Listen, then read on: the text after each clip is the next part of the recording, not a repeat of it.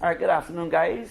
My name is Chris Watson. I serve as the city planner for the city of Newark, and I want to welcome you to our first of 10 meetings, 2 in each ward, to start the conversation around our master plan. Sorry for the late delay. We were trying to give more neighbors the opportunity to be part of this conversation. Tonight's discourse is really about how we as a citizenry inform the future growth of our city. Before we start our conversation, I want to thank our sponsors for tonight, the Victoria Foundation, and certainly our host for having us here tonight and for the work you've done in terms of advertising tonight's meeting. I want to also thank the Bloomberg organization, Bloomberg Associates, for all the work they've been doing, and our partnership with WRT for bringing us to this moment.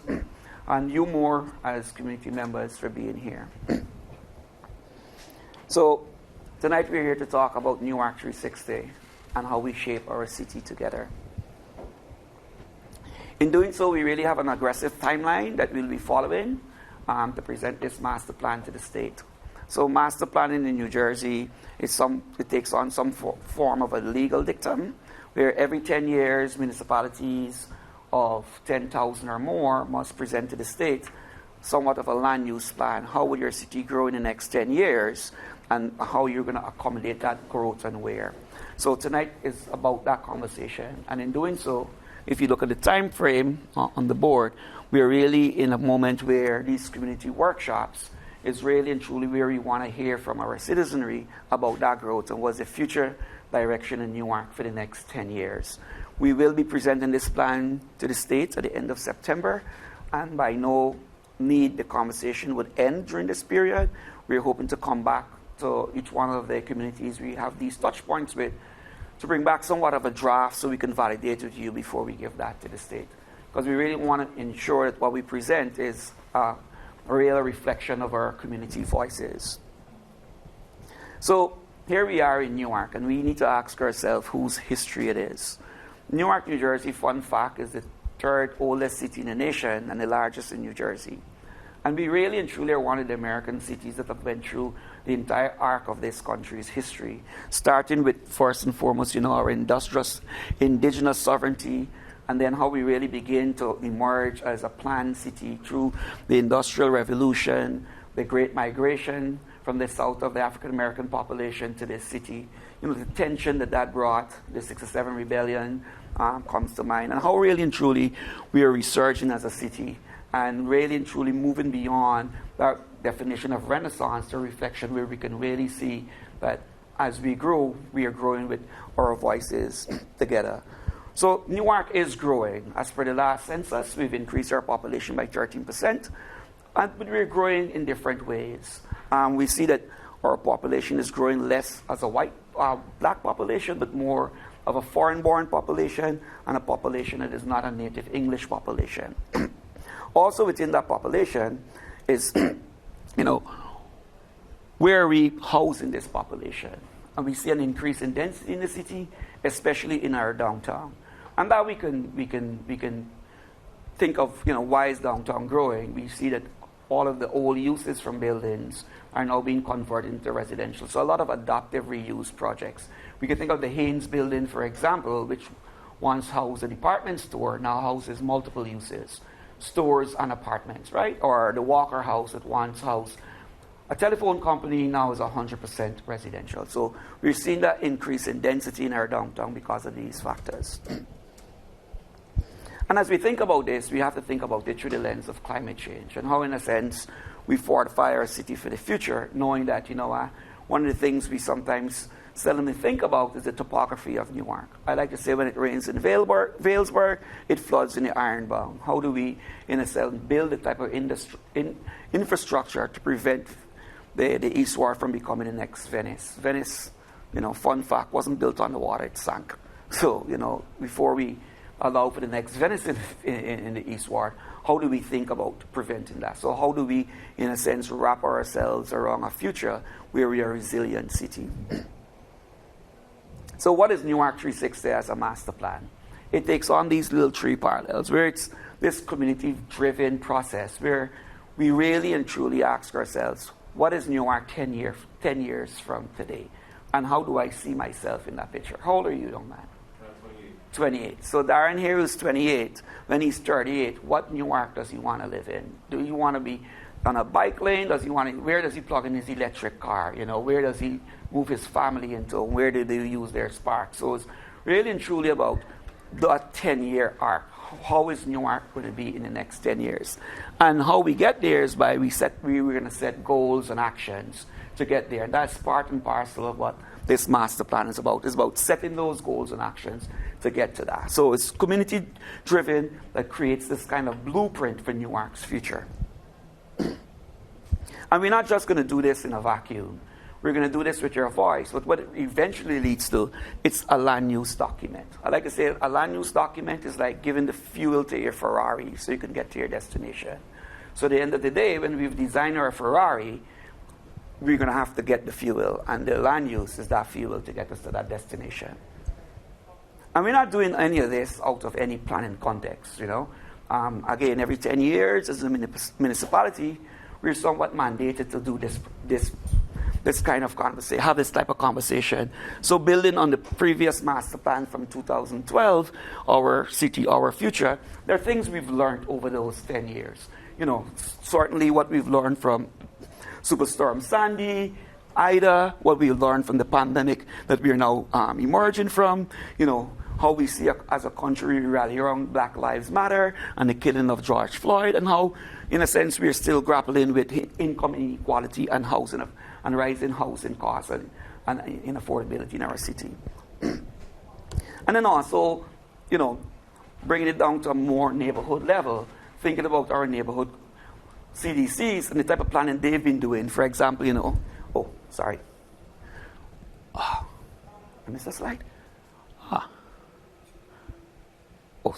I missed the slide completely.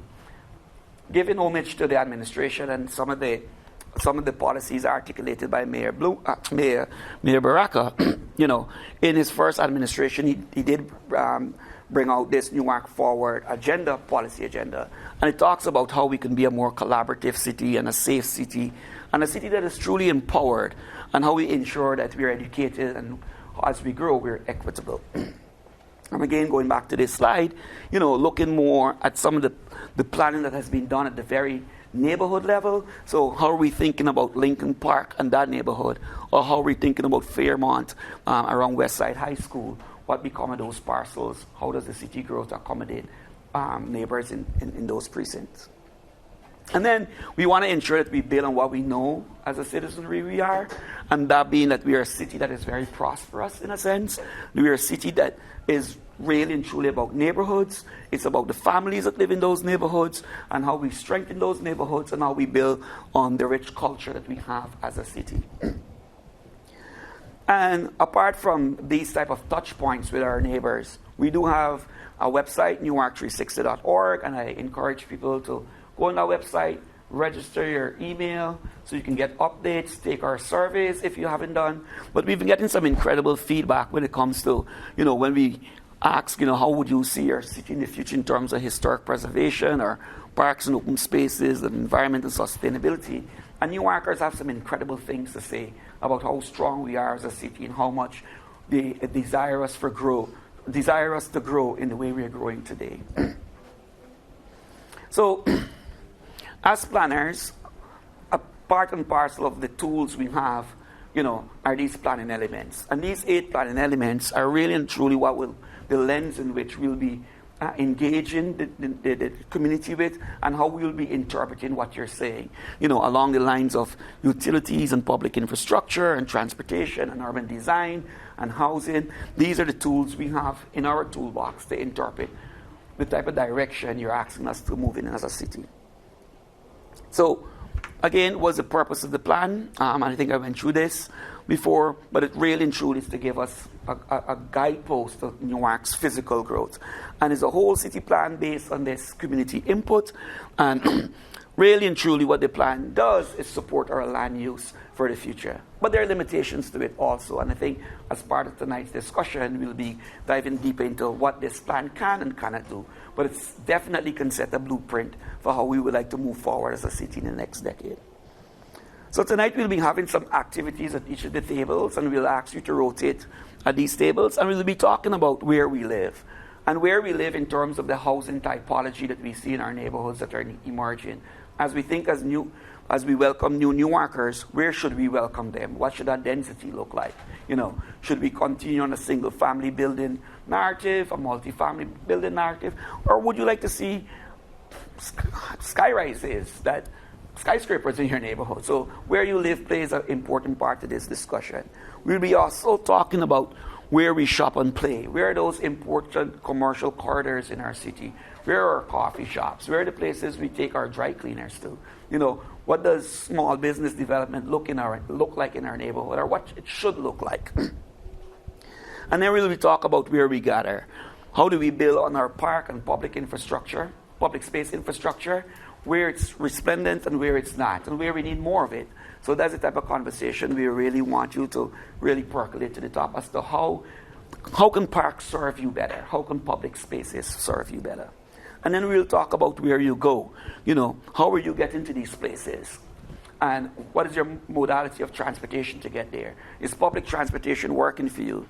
Is our bike and scooter share pilot helping with those last leg journeys? Or are our streets safe enough or shady enough so that you can walk from Valesburg to the Central Ward, as Michael did this afternoon? All right? So before I turn it over to Andrea McLean, who's going to guide us into the conversation more tonight, do you guys have any questions before we move on? Ariane, you have no questions? No questions right now. Seriously? Yes, seriously. I said all that, you don't have no questions? No questions. All right. So I'll invite Andrea McLean to come and lead us more into the table discussions. Thank you guys so much.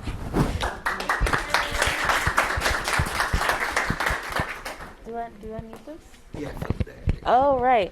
Okay. Hi, everybody. My name's Andrea McLean. I am a Newarker. Been here for 20 years, and I am assisting Bloomberg and assisting the city with community engagement around this master plan. So making sure that we get people out here to make your voices heard, making sure that we have community voices in the actual plan that is going to determine the future of our city, and I believe it's really important. I work with entrepreneurs in Newark, small business owners, and I'm part of the arts community as well, so that's some of the work that I do here. So we're going to have a good time. I know it seems a little like right now, but we want you guys to really get involved. So there's facilitators at each table that are going to help guide you through the discussion. So at each table, there is a bunch of Sharpies. There are some sticky notes. The Where We Live table has a poster with the mayor's housing goals that we're going to vote on with some poker chips. And Susan's going to help you over here. And then at the Where We Shop and Play table, we have some sticky notes and some Sharpies and a map of the Central Ward and some of the important places that we shop and play. Vera's over here, that she's going to help you. Then at the Where We Gather table, Andrea is going to help you over here.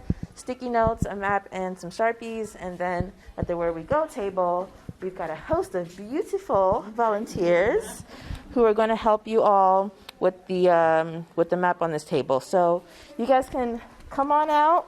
So we are looking in the Central Ward about where we live. We've got Mayor Baraka's affordable housing goals. There are 5. And we are voting on what our citizens think are the most important of these 5 goals from Mayor Baraka. Can I ask, for example, when you guys put, it looks like maybe this one and this one are like some of the highest votes. Can someone who put their chips in that area or either one area can talk about why? I was obviously sympathetic because this is a big number too. Yeah. But I also know that the population in the city of Newark is very poor. and that homelessness impacts all neighborhoods and drags them down. So that's why I prioritize it very high. So, Do you encounter homelessness a lot in where you live and where you work? I encountered it enough. Okay. And have over the years that I've lived there as a homeowner. Okay. And the other thing is that rapid turnover. So, evictions or some small episode disrupting a family who's trying to make a good upstate in a good area. So I've experienced that a lot too. Oh, really? So churn is not something that's attractive to me, We're just going to talk about the what are the improvements for the neighborhood and the parks and other public spaces. Also, it would be good to see like some agricultural maybe projects happen with these green spaces so that there can be more of a reverence towards them. Like maybe we could have a community garden at a few of these existing green spaces would be nice. Okay, so in this table we was talking about how improve our street in the neighborhood. So we probably need a new route in the New Jersey Transit, for the More buses for New Jersey Transit, right? Yeah, a new route, more buses. All right, so over here we're talking about the different things that can take place inside of the Central Ward to make it more accessible or more desirable to the people that live inside of the area. So one of the biggest things is incorporating some form of nightlife into the city. So from where my colleagues stopped, we're asking the community to kind of help us answer these 3 questions, going from where we shop and play, saying, what is something in your neighborhood that you're proud of? How can we kind of help you more in things you want to see in the community, such as in Halsey Street, Broad Street, Market Street, and Springfield Avenue, as well as asking how other businesses in the community can help us leverage either getting more businesses and getting more opportunity in their community. If everyone from one of the tables can kind of talk about what you spoke about, some of the big things that came up, something that's important that you feel we should take away, and then we're going to wrap up. So I think we can start at table 1. Do one of the volunteers. Oh, Susan. Here, you can take this. Oh, okay. So what? Just talk about what are a couple of the big things that popped up. You can talk about the goals and where you guys landed on those. So for the goals, the most popular ones were the support of 1,500 new and 200 existing low and moderate income homeowners, and also supporting 10,000 vulnerable or unsheltered households annually. Those seem to be a little more important than a couple of the others.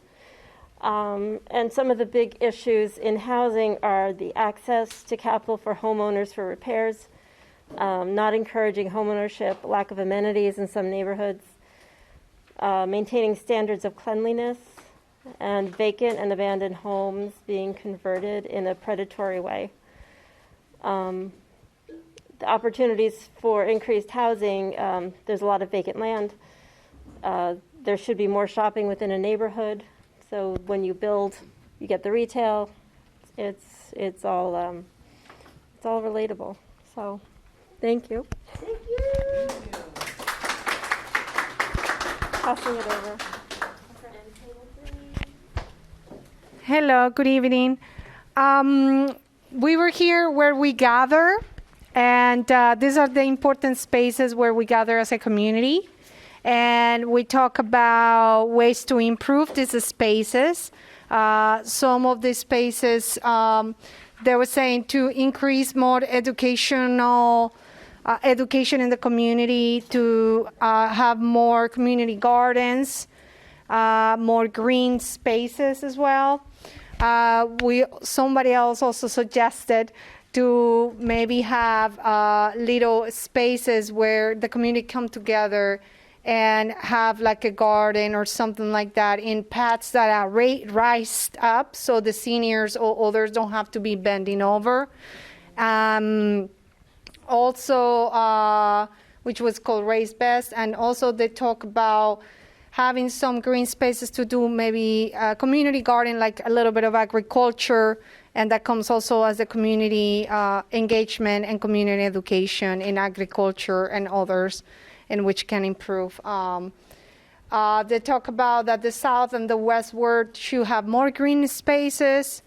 Some of the other things that could be in the neighborhood to improve was that has not to do with this, but it was about parking spaces, and sometimes the spaces that to park were expensive. And then they talk about the places like the northward and the ironbound had extensive flooding, and this is because of the amount of littering and dumping garbage on the streets. And then it has to do also with that, and that they feel that the city doesn't have too many workers to clean the parks and to keep the streets clean. And it also had to do with community engagement, to the culture of not, learning of don't litter and other things. And I think that was it. I hope I didn't miss anything. I think there were more things, but this is a little one. And then I'll go up there.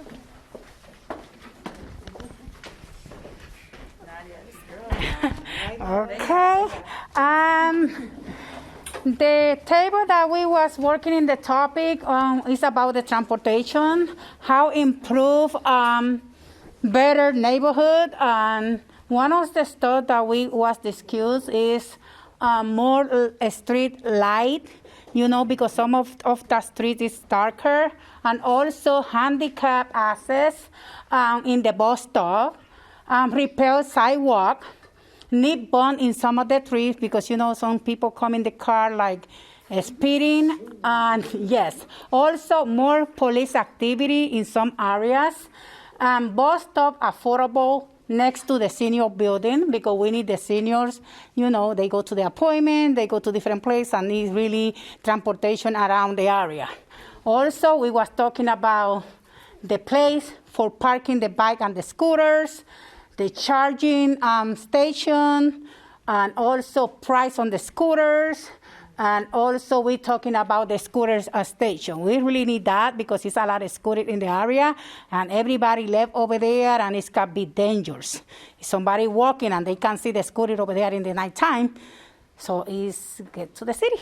So and also a new route for New Jersey Transit, because some places they don't got the bus. Sometimes seniors or the community have to walk, and it's so far from them. So we need to new route from New Jersey Transit, more buses, the price in the bus transportation, change the schedule from the New Jersey Transit, and New Jersey Transit for South Orange, because sometimes that buses over there is packed, and probably they need to improve that. That's what we're talking. And also, one thing I forget to put in here, and I got in my mind, is the parking on the ground. So we need parking in the city so everybody can park. Access to, to slow, when you made the payment, not $30 an hour or $35 an hour. It's just access to the person who need to parking, people who working in the city, and they can afford it to pay the high parking. So we need that parking space as well.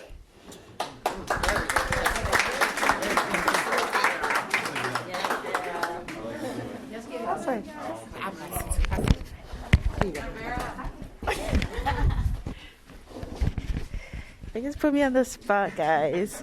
All right, so ours are where we shop and play. So we ask the community what would they like to see in their community. So certain things they like in their communities or they're proud of. Someone said my wife and children. Oh my God, I should have put myself included in there.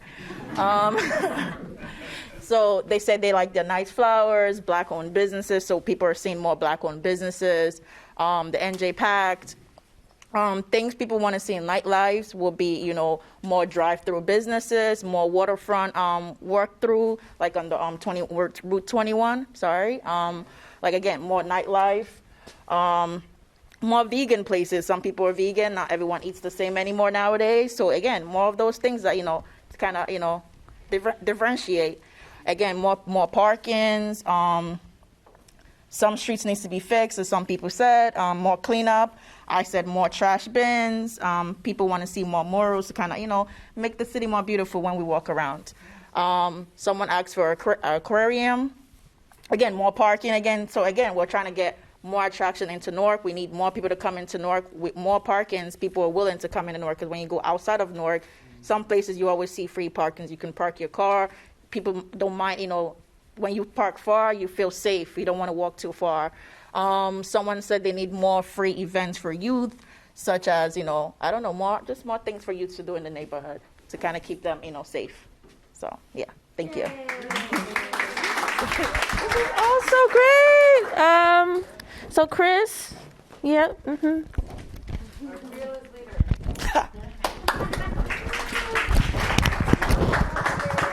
So thank you all for participating tonight. Again, we can't have this process without your voice, and we really appreciate you being here tonight.